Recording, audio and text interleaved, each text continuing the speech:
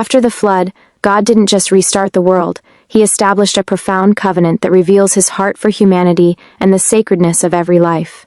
Discover the enduring principles for new beginnings and the powerful implications of God's promises in Genesis 9. Welcome back to the Prayerful Voice. Today we're diving deep into Genesis chapter 9, a pivotal passage that marks a new beginning for humanity after the cataclysmic flood.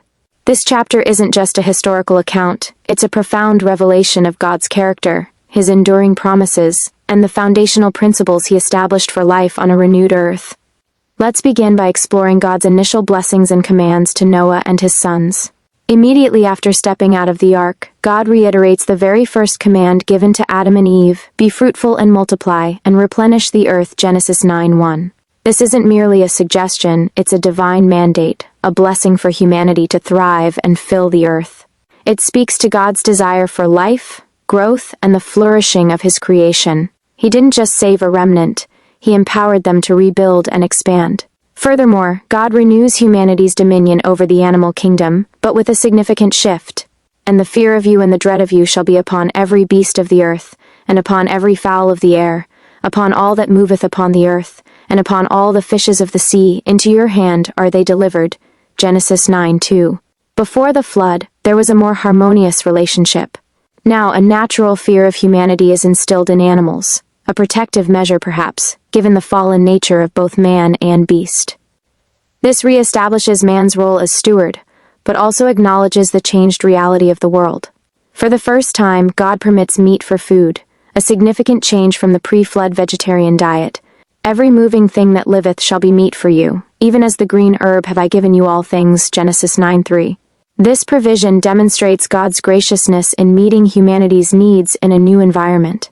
However, this permission comes with a strict and profound prohibition. But flesh with the life thereof, which is the blood thereof, shall ye not eat, Genesis 9:4. This command emphasizes that life belongs to God. The blood, symbolizing life, is sacred and is to be respected as such. This principle foreshadows the sacrificial system and ultimately points to the preciousness of life, a theme that resonates throughout Scripture. This leads us directly to the sacredness of human life, a cornerstone principle established in Genesis 9. God declares that both animals and humans are accountable for shedding blood, particularly human blood. And surely your blood of your lives will I require, at the hand of every beast will I require it, and at the hand of man, at the hand of every man's brother will I require the life of man. Whoso sheddeth man's blood, by man shall his blood be shed, for in the image of God made he man, Genesis 9:5-6. This is a powerful declaration against murder, and a foundational establishment of justice. The reason is profound: man is created in God's image. To take a human life is to deface the very image of God, making it an offense not just against humanity, but against the Creator himself. This principle forms the basis for human government and the administration of justice in society. Following these vital commands, God then establishes an everlasting covenant with Noah, his descendants, and indeed with all living creatures. And I, behold, I establish my covenant with you, and with your seed after you, and with every living creature that is with you. Neither shall all flesh be cut off any more by the waters of a flood, neither shall there any more be a flood to destroy the earth. Genesis 9:9-11. This is a unilateral covenant, a promise from God that he will never again destroy all life on earth by a flood. It's a testament to his mercy and his commitment to his creation, even despite humanity's continued propensity for sin. And what is the visible sign of this eternal promise? The rainbow. I do set my bow in the cloud, and it shall be for a token of a covenant between me and the earth. And I will remember my covenant, which is between me and you and every living creature of all flesh. And the waters shall no more become a flood to destroy all flesh. And the bow shall be in the cloud, and I will look upon it, that I may remember the everlasting covenant between God and every living creature of all flesh that is upon the earth. Genesis 9:13 and verses 15 and 16. The rainbow serves as a constant, beautiful reminder of God's mercy, his restraint, and his unwavering faithfulness. Every time we see it, we are reminded of God's promise, a promise that stands firm through all generations.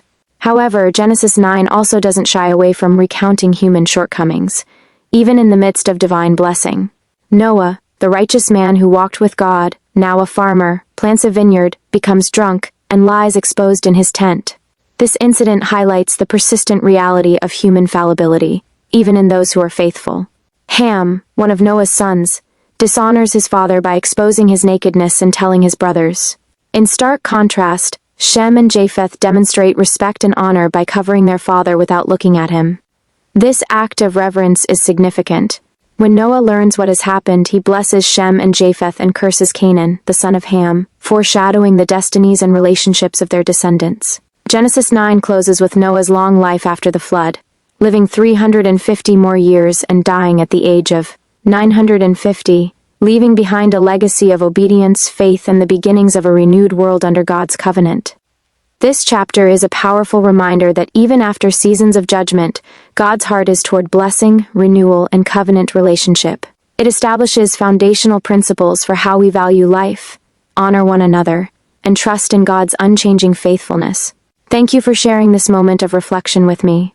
I pray these insights bless you and help you walk closer with God. If you're encouraged, I invite you to spend some time in prayer today, asking for His guidance. Until next time, stay blessed.